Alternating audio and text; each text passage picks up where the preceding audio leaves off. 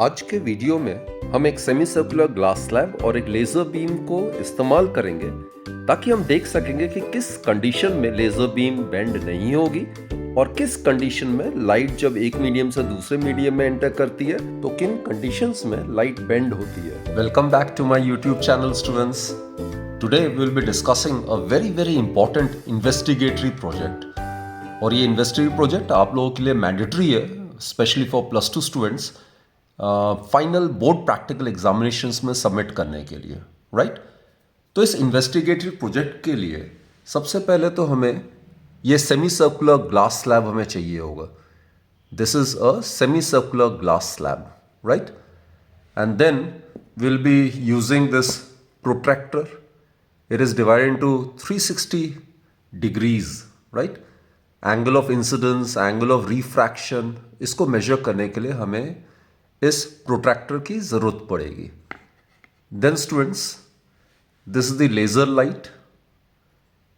आपको पता ही है ये सोर्स है, highly coherent, monochromatic and perfectly parallel beam of light का, राइट। तो इसकी हमें जरूरत पड़ेगी and obviously this is a ruler which will be using to draw the ray, right. So these are the components which we will be using of. अब इन्वेस्टिगेटरी project में हमारा M क्या है उसके बारे में हम डिस्कस कर लेते हैं।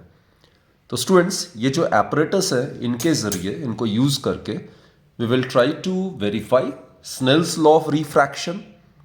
This is a very important topic, Snell's law of refraction. This you are aware, the ratio of sine of angle of incidence to the sine of angle of refraction is constant. So that we are going to experimentally verify. Then we are supposed to find out the refractive index of the material of this semicircular glass slab. ये glass का बना हुआ है सेमीसर्कुलर slab, तो इसका हम refractive index भी इस इन्वेस्टिगेटरी प्रोजेक्ट में हम डिटरमिन करेंगे, right. And then we will try to find out the critical angle for the glass air interface. Critical angle एक पर्टिकुलर एंगल होता है इंसिडेंस का डेंसर मीडियम में, where the refracted ray grazes along the surface of the interface, जहां पे angle of refraction rare medium में 90 degree हो जाता है। और जब angle of incidence critical angle से ज़्यादा होता है तो कोई रिफ्रैक्शन नहीं होता है, वो लाइट टोटली इंटरनली रिफ्लेक्ट हो जाता है without there being any change in its intensity. So हम इस इन्वेस्टिगेटरी प्रोजेक्ट में सेमी सर्कुलर ग्लास स्लैब को यूज करते हुए ग्लास एयर इंटरफेस का क्रिटिकल एंगल भी डिटरमिन करेंगे और उसके साथ साथ TIR फिनोमेना को भी डिस्कस करेंगे। TIR it stands for total internal reflection. तो स्टूडेंट्स, सबसे पहले तो इसको हमें ट्रेस करना है, इस ग्लास स्लैब को इसको हम ट्रेस करते हैं। It will be like this.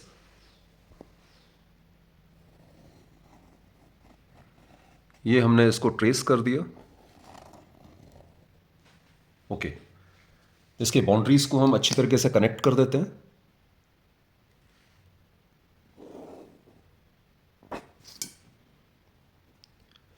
Now students, we are supposed to find out the midpoint of this slab, right? So for that, let's find out the length of this flat portion.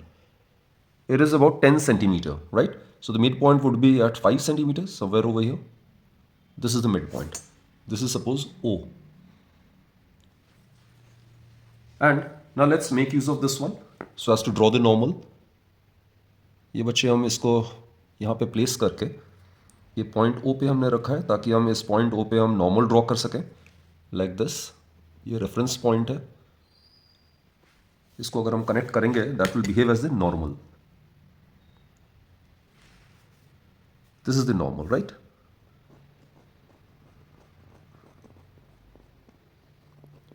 Normal is any imaginary line which is perpendicular to the given surface, right? This is the surface and this is the normal which is making an angle of 90 degree with this interface. This is obviously बच्चे air, ये rare medium का काम करेगा and obviously ये glass है तो it will act as a denser medium. And students, imagine कर लेते हैं कि ये जो denser medium है, ग्लास है, इसका absolute refractive index mu है। Absolute refractive index means the refractive index of glass with respect to air or vacuum. तो उसको हम absolute refractive index कहते हैं। The line joining the center to a point on the surface makes an angle of 90 degree with the tangent at that point. So basically, कोई भी मैं रे यहां से ड्रॉ करता हूं, इंसिडेंट रे, तो वो क्या होगा, नॉर्मल होगा। तो इस सरफेस पे लाइट रिफ्रैक्ट नहीं होगी। Light bends only when light is incident on an interface in an oblique direction. अगर मैं लाइट को अगर मैं इंसिडेंट कर रहा हूं, तो इस इंटरफेस पे मैं नॉर्मली इंसिडेंट कर रहा हूं, तो light will remain undeviated. Suppose I take the case of, let's say 20 degree, right? This is 10, this is 20 degree. So this will be the incident ray. This will be the incident ray. This I've considered to be 20 degree. This angle I'm talking about it is normal incidence. So at this point the angle of incidence is 0. So light will not bend over here.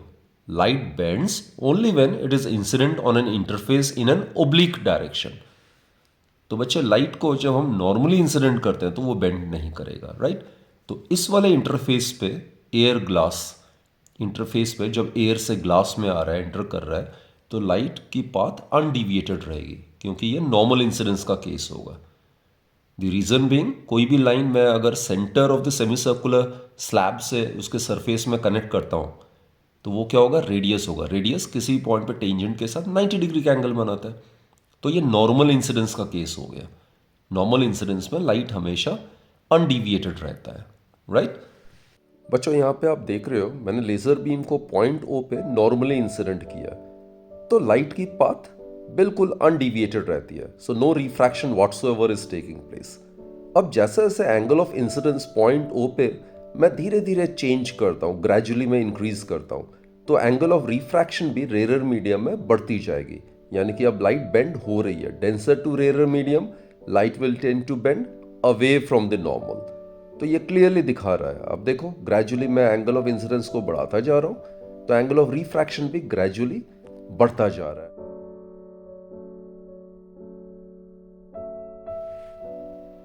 Let's try for the angle of incidence of 15 degree, and then we will try to gradually increase the angle of incidence, right? First for 15 degree, then for 20 degree, 25, 30 and so on. So let's try to take the first reading. This is the protractor which we will be placing over here like this, so as to measure the angle of incidence and the angle of refraction. अब बच्चों यहाँ पे आप देख सकते हो, ये incident ray है, ये इंसिडेंट रे है। कितना एंगल बना रहा है ये? 15 डिग्री बना रहा है। 5, 10, this is the 15 degree angle, right? So angle of incidence is 15 degree. Now we place this glass slab over here. इस ग्लास स्लैब को परफेक्टली इसके ऊपर हम प्लेस करते हैं। Okay, this is it. अब बच्चों हम लेजर बीम को पॉइंट ओ पे 15 डिग्री पे इंसिडेंट करते हैं, so that the angle of incidence in the denser medium is 15 degree. अब लाइट जैसे इस स्लैब से बाहर निकल रही है तो वो रिफ्रैक्ट कर रही है, बेंड हो रही है। अब मैंने रूम का लाइट बंद कर दिया है, तो आप क्लियरली रिफ्रैक्टेड रे को देख सकते हो। तो it is getting bend away from the normal. So denser to rare medium the light will tend to bend away from the normal, right? तो एंगल ऑफ रिफ्रैक्शन आया 23 डिग्री। तो बच्चों अब रूलर के सहारे मैंने इन पॉइंट्स को कनेक्ट कर देना है, so as to obtain the refracted ray. तो ये हमारा रिफ्रैक्टेड रे हो जाएगा। And let me indicate this path of light with the help of this arrow. So this angle is 23 degree. अब बच्चों सेकंड रीडिंग के लिए व्हाट वी डू इज, हम इस लेजर बीम को पॉइंट ओ पे 20 डिग्री पे इंसिडेंट कर रहे हैं, तो धीरे धीरे angle of incidence denser medium में बढ़ाते जाएंगे हम। तो आप देख सकते हो रिफ्रैक्टेड रे भी रेयर मीडियम में धीरे धीरे ज़्यादा बेंड होता जा रहा है। Now the angle of refraction is 30 degree, right? So let me indicate with this point, and now again I'll make use of a ruler so as to connect these 2 points. So this will be the refracted ray. So corresponding to the angle of incidence of 20 degree, the angle of refraction, the rarer medium is found to be 30 degree. अब बच्चों third reading की बारी है। जैसे मैंने कहा है angle of incidence gradually हमने इंक्रीज करना है। अब हम एंगल ऑफ इंसिडेंस ले रहे हैं 25 डिग्री, राइट? तो again same steps will be followed. ये सेमी सर्कुलर स्लैब को हम प्लेस करते हैं प्रोट्रैक्टर के ऊपर और लेजर बीम को इंसिडेंट करते हैं पॉइंट ओ पे 25 डिग्री पे। तो आप देख सकते हो एंगल ऑफ रिफ्रैक्शन बढ़ता जा रहा है। एंगल ऑफ रिफ्रैक्शन को आराम से हम प्रोट्रैक्टर के मदद से हम मेजर कर सकते हैं और दोबारा से ये रूलर यूज़ करके हम इनको कनेक्ट कर देंगे. So this will be the refracted रे and corresponding to the angle of incidence of 25 degree we get the angle of refraction to be 39 degree. तो बच्चों हमने पाया अभी तक ये तीसरा ऑब्जर्वेशन था कि जैसे जैसे एंगल ऑफ इंसिडेंस को हम बढ़ा रहे हैं वैसे वैसे एंगल ऑफ रिफ्रैक्शन भी बढ़ता जा रहा है. तो 25 डिग्री के corresponding angle of refraction 39 degree आया. यहाँ पे मैं साइन आई का वैल्यू भी लिख रहा हूँ. साइन 25 डिग्री इट्स अबाउट 0.422 और sine r which is about 0.63. Now students, let's concentrate on the fourth reading. Now we are considering the angle of incidence at point O to be 30 degree, right? So again we will make use of the same steps, placing the semicircular glass slab on the protractor and then making the laser light incident at point O at an angle of incidence of 30 degree and noting down the angle of refraction. अब बच्चों protractor के जरिए angle of refraction को major करते हैं. ये 20, 30, 40, ये आ गया 45 and 48.5. So the angle of refraction corresponding to angle of incidence of 30 degree is found to be 48.5 degree. तो ये मैंने रिफ्रैक्टेड रे ट्रेस कर दिया और ये एरो इंडिकेट कर रहा है कि लाइट डेंसर टू रेयर जा रहा है and the angle of refraction is obtain to be 48.5 degree. अब बच्चों ये टेबल भी मैं हर इंडिविजुअल मेजरमेंट में मैं लिखता जा रहा हूँ. इस केस में करस्पॉन्डिंग टू 30 डिग्री 48.5 डिग्री आया और साइन आई और साइन आर का भी करस्पॉन्डिंग वैल्यूज में इसलिए लिख रहा हूँ ताकि आगे चल के हम स्नेल्स लॉ को वेरीफाई करेंगे. स्नेल्स लॉ ये कहता है कि sine i divide by sine r किसी भी केस में कांस्टेंट रहेगा. फॉर द फिफ्थ रीडिंग बच्चों I will follow the same steps. Here the angle of incidence is considered to be 35 degree. I will be placing the semi circular slab over the protractor and laser beam को मैं incident करूंगा point O पे exactly at 35 degree और मैं observe करता हूं कि angle of refraction radial medium में और ज़्यादा इंक्रीज हो गया. तो now the angle of refraction can be measured. It is about 59 degree, right? So with the increase in the angle of incidence in the denser medium, the angle of refraction in the rarer medium also increases. तो ये मैं refracted रे को मैं trace कर रहा हूँ. तो जैसे जैसे एंगल ऑफ इंसिडेंस बढ़ रहा है डेंसर मीडियम में वैसे वैसे रिफ्रैक्टेड रे और ज़्यादा रेयर मीडियम में बेंड होता जा रहा है away from the normal, right? So let me complete this table then. Corresponding to 35 degree, the angle of refraction is found to be 59 degree. I'll write down the value of sin I and sin R as well. So that later on I'll prove that sin I by sin R in every reading it must be constant, which verifies Snell's law. Now students, for the sixth reading, again we will follow the same steps. Gradually we are increasing the angle of incidence, right? Now the angle of incidence is considered to be 40 degree. Exactly laser beam को हम point O पे 40 degree पे incident करते हैं और देखो ये है रिफ्रैक्टेड रे जो कि ज़्यादा बेंड हो रहा है नॉर्मल से अवे, राइट? तो जैसे जैसे angle of incidence in the denser medium को बढ़ाते जाते हैं वैसे वैसे रिफ्रैक्टेड रे भी नॉर्मल से ज़्यादा बेंड होता जा रहा है और angle of refraction radial medium में बढ़ता जा रहा है. इस केस में एंगल ऑफ रिफ्रैक्शन 74 डिग्री आया है. So corresponding to the angle of incidence of 40 degree we have obtained the angle of refraction to be 74 degree. And as usual, I'll write down the value of sin I and sin R as well in this particular reading. And later on, we can divide these two, sin I by sin R, and it is found to be constant, verifying Snell's law. Now, bacho, let's complete this observation table. Corresponding to angle of incidence of 20 degree, angle of refraction is found to be 30 degree. And similarly, for 25 degree, it's obtained to be 39 degree. Corresponding to 30 degree, we have obtained the angle of refraction to be 48.5 degree.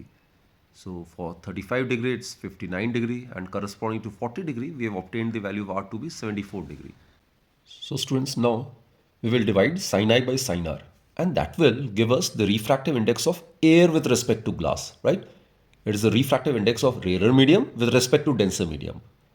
So dividing 0.34 by 0.5, we get 0.68. Similarly, 0.42 divided by 0.63, that will give us 0.66. 0.5 divided by 0.75, that will again give us 0.66. 0.573 divided by 0.85 is found to be 0.67, and 0.642 divided by 0.96 it is found to be 0.66. तो बच्चों आप देख रहे हो sine i divide by sine are का जो ratio है almost more और less it is constant, so it verifies Snell's law. Snell's law जो कि ये स्टेट करता है कि जो रेशियो है sine of angle of incidence का to the sine of angle of refraction वो हमेशा कांस्टेंट होता है। तो डिफरेंट एंगल्स ऑफ इंसिडेंसेस के corresponding different angles of refraction होगा, लेकिन sine I divided by sine are का वैल्यू कांस्टेंट रह रहा है। So this verifies Snell's law, right? Now this is the refractive index of air with respect to glass. Now we will find out the refractive index of glass with respect to air. So that will be reciprocal of refractive index of air with respect to glass. So reciprocal of 0.66 is found to be 1.5. Reciprocal of 0.68, it will be 1.47. Reciprocal of 0.66 is 1.51. Roughly it is 1.5. It can be considered to be 1.5, right? So reciprocal of 0.67, it is about 1.49, and again it is 1.5. So students, the refractive index of the glass with respect to air, it will be given by the arithmetic mean of all these values. So it will be 1.5 plus 1.47 plus 1.5 plus 1.5 plus 1.49 plus 1.5. There are 6 readings, right? So arithmetic mean is sum of all the observations divided by total number of observations. If you solve it, it will be about 1.5. So students, this is how we can easily determine the value of refractive index of the material of the semicircular block which we have used, right? It's made up of glass. Refractive index comes out to be 1.5. बच्चों, जो हमने previously 6 observations में हमने note down किया उसी को recap कर लेते हैं। तो ये मैंने एक प्लेन शीट पे मैंने ये प्रोट्रैक्टर बनाया 2 क्वाड्रेंट में, और फिर मैंने ये semi circular glass slab place कर दिया। अब मैं लेज़र बीम को ग्रेजुअली उसका एंगल ऑफ इंसिडेंस पॉइंट पे इंक्रीज करता हूँ। तो आप देख रहे हो कि एंगल ऑफ रिफ्रैक्शन भी रेयर मीडियम में ग्रेजुअली बढ़ता जा रहा है। तो इसी एक्टिविटी को जब मैं डार्क रूम में करता हूँ तो इस तरीके से नज़र आएगा आपको। अब देखो पॉइंट ओ पे मैं नॉर्मल इंसिडेंस कर रहा हूँ तो इसमें रे ऑफ लाइट बिल्कुल अनडिविएटेड रहेगा। जैसे जैसे पॉइंट ओ पे मैं अब एंगल ऑफ इंसिडेंस को बढ़ा रहा हूँ तो एंगल ऑफ रिफ्रैक्शन भी बढ़ता जा रहा है। आप आराम से ये नोट कर सकते हो। तो आप चेक करो, gradually as I am increasing the angle of incidence at point O, the angle of refraction in the rare medium also keeps increasing so that the ratio of sin I by sin R always remains constant. बच्चों, एक ऐसा भी angle of incidence आएगा denser medium में जब refracted ray surface of the interface के along graze करेगा, यानी कि angle of refraction rare medium में 90 डिग्री हो जाएगा। और उससे ज़्यादा अगर एंगल ऑफ इंसिडेंस को अगर बढ़ाते हैं डेंसर मीडियम में तो रिफ्रैक्शन बिल्कुल नहीं होगा, लाइट पूरी तरीके से इंटरनली रिफ्लेक्ट कर जाएगी। इसी को TIR कहते हैं। तो बच्चों, थोड़ा सा जो अब तक हमने एक्टिविटी किया है, अब तक हमने जो प्रोजेक्ट किया है उसको थोड़ा समराइज कर लेते हैं हम। ये सेमी सर्कुलर ग्लास स्लैब है और ये पॉइंट O है। यहाँ पे कोई भी रे अगर जा रहा है तो इस सरफेस पे, इस इंटरफेस पे एयर ग्लास में नॉर्मल इंसिडेंस है तो यहाँ पे कोई रे ऑफ लाइट बेंड नहीं होगी। पॉइंट O पे जब ग्लास से एयर पे लाइट जाएगी तो उस केस में ओब्लिक डायरेक्शन में इंसिडेंस हो रहा है तो यहाँ पे लाइट बेंड करेगी और उसकी स्पीड भी चेंज होगी, राइट? तो हमने डिस्कस किया पहले 15 डिग्री एंगल ऑफ इंसिडेंस पे हमने लाइट को इंसिडेंट किया पॉइंट O पे, तो हमारा एंगल ऑफ रिफ्रैक्शन आया एयर में, दैट इज 23 डिग्री, राइट? धीरे धीरे ग्रेजुअली हमने एंगल ऑफ इंसिडेंस को इंक्रीज किया एट 20 डिग्री, जो कि मैंने ब्लैक लाइन से मैंने इंडिकेट किया हुआ है। तो एंगल ऑफ रिफ्रैक्शन ये हमारा 30 डिग्री आया, corresponding to angle of incidence of 25 degree, जो कि मैंने रेड कलर से इंडिकेट किया हुआ है। The angle of refraction is obtained to be 39 degree. Similarly, corresponding to the angle of incidence of 30 degree, we have obtained the angle of refraction to be 49 or rather 48.5 degree. And corresponding to angle of incidence of 35 degree, जो मैंने green color से represent किया हुआ है, angle of refraction in the rarer medium is found to be 59 degree. And बच्चों, 40 degree angle of incidence जो मैंने black color से indicate किया है, जो एंगल ऑफ रिफ्रैक्शन है वो हमारा आया 74 डिग्री। तो जैसे जैसे एंगल ऑफ इंसिडेंस हम डेंसर मीडियम में इंक्रीज करते जाते हैं ग्रेजुअली, वैसे से एंगल ऑफ रिफ्रैक्शन एयर में, रेयर मीडियम में, वो भी बढ़ता रहता है। तो 40 डिग्री के बियॉन्ड भी जब हम एंगल ऑफ इंसिडेंस को बढ़ाएंगे तो एंगल ऑफ रिफ्रैक्शन नेचुरली और ज़्यादा बढ़ेगा। तो एक ऐसा एंगल आएगा, angle of incidence denser medium में यानी कि ग्लास में, जब रिफ्रैक्टेड रे इस इंटरफेस के अलोंग ग्रेज करेगा। तो वो जो एंगल ऑफ इंसिडेंस होगा at which angle of refraction in the rare medium becomes 90 degree, और you can say the refracted ray grazes along the surface of the interface, that angle is what we call as critical angle. This is suppose the angle of incidence. So students, suppose this is the incident ray which is incident at point O at the critical angle. Suppose C is the critical angle. So this must be the angle of incidence in the denser medium, and it is that angle of incidence at the denser medium at which the angle of refraction in the rarer medium becomes 90 degree. Or critical angle may be defined as that angle of incidence in the denser medium at which the refracted ray grazes along the surface of the interface. This critical angle experimentally is found to be about 42 degree. तो ये angle of incidence हुआ जिसको कि हम critical angle कहते हैं, जिस angle पे रिफ्रैक्टेड रे ग्रेज करता है सरफेस ऑफ द इंटरफेस के अलोंग, यानी कि angle of refraction rare medium में 90 डिग्री हो जाता है। This is obviously the rare medium air, and this is glass, it will act as obviously denser medium. और बच्चों, ग्लास का जो एब्सोल्यूट रिफ्रैक्टिव इंडेक्स माना है वो हमने म्यू माना हुआ है। So in order to determine the refractive index of the glass which we are using throughout this activity, we can apply Snell's law over here. So applying Snell's law at point O, what we get is applying Snell's law, which is the law of refraction at point O. Snell's law, as you are aware, we have just now verified during this activity, right? The ratio of sine of angle of incidence to the sine of angle of refraction, this is the angle of incidence and this is the angle of refraction, is constant, and it is refractive index of, in this case, angle of refraction, it's lying in the rarer medium, so it will be refractive index of air with respect to the denser medium, which is glass. So it may be written as 1 divided by refractive index of glass with respect to air. This is as per the principle of reversibility of light, right? Now here, students, when angle of incidence in the denser medium, it becomes equal to the critical angle, then just now we have discussed angle of refraction in the rarer medium, it becomes 90 degree. So what we get is, substitute this value over here, so we get sine C divided by sine 90. It is equal to 1 divided by absolute refractive index of glass with respect to air, that I have considered to be mu. So it is 1 by mu. Sine 90 is 1. Therefore, this is a very, very important expression. Sine C, sine of the critical angle, is equal to reciprocal of the refractive index of the denser medium with respect to the rarer medium. Now students, experimentally we have determined the value of C, right?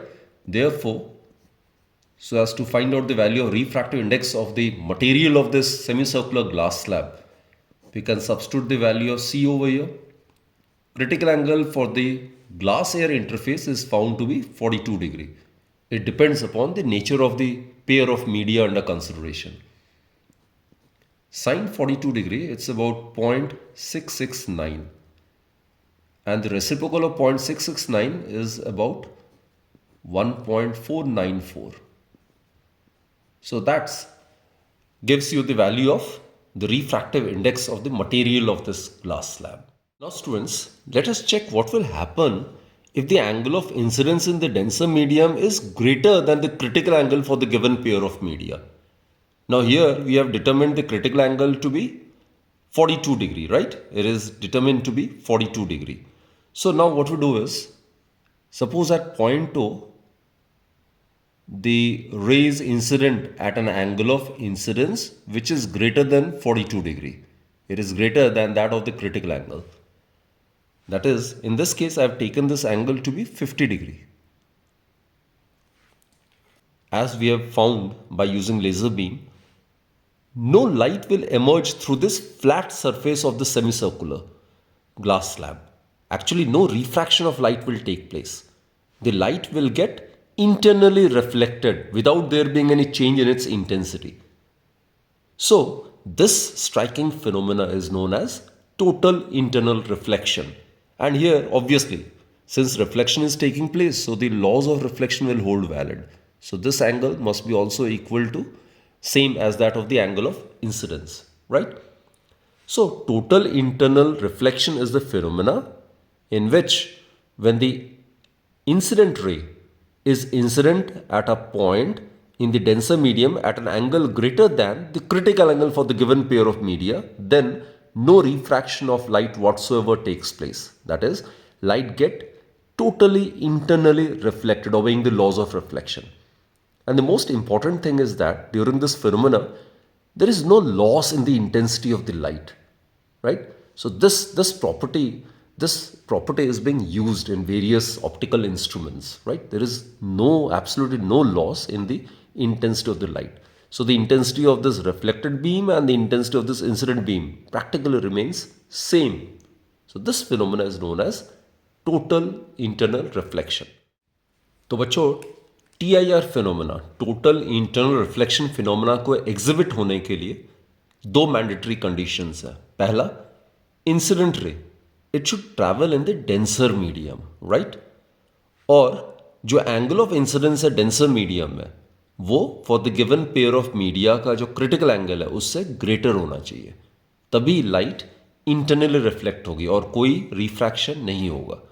तो इसी striking phenomena को हम total internal reflection कहते हैं. बच्चों, मैंने इस पे बहुत सारे वीडियोस बनाए, बहुत सारे एक्टिविटीज़ मैंने डेमोन्स्ट्रेट किया हुआ है. तो अगर आप टोटल इंटरनल रिफ्लेक्शन के बारे में ज़्यादा डिटेल में जानना चाहते हो तो आप ज़रूर मेरे प्लेलिस्ट में ब्राउज़ करिए एक्टिविटीज़ और एक्सपेरिमेंट्स और डेमोन्स्ट्रेशन वाले सेक्शन में. तो उसमें आपको काफ़ी सारे मेरे रिलेटेड वीडियोस TIRs के मिल जाएंगे. Students, I hope you loved viewing my videos as much as I loved making it. So thank you for watching and keep watching my videos.